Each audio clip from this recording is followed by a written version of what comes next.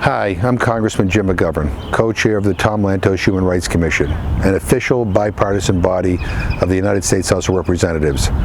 The Commission's mandate is to promote, defend, and advocate for the rights enshrined in the Universal Declaration of Human Rights.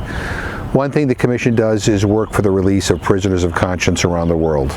Prisoners of conscience are people who are imprisoned for the peaceful expression of their beliefs or for their identity, even though they have neither used violence nor advocated its use. It is a sad truth that there are many prisoners of conscience all over the world. Today I want to talk about one of them, a prisoner I want to see freed. A young man who as a child was chosen to serve as an important religious role and was forcibly disappeared because of that. Gendun Chorky Nima was only 6 years old in 1995 when he was chosen by His Holiness the Dalai Lama to be the 11th Panchen Lama.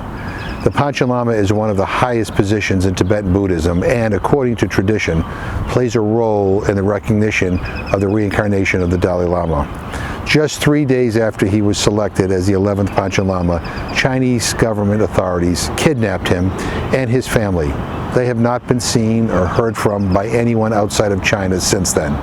The only picture I have of Gendun is a fuzzy image of him as that 6-year-old child.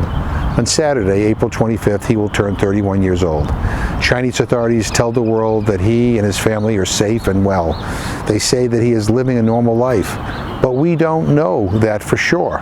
No one does, because the Chinese government has refused to allow anyone to visit him to confirm that he is alive and well, or to see him in person or how his family is doing. For those who wonder why the Chinese authorities have done this, the answer is fear. They fear the Dalai Lama. They fear a true and independent Panchen Lama. They fear Tibetan Buddhism. They fear the practice of religion. They are afraid. And fear often leads governments to violate human rights.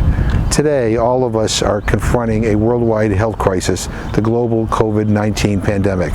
The science indicates that the virus that first appeared in China, where tragically tens of thousands of people are known to have been infected and thousands have died, now it has spread everywhere.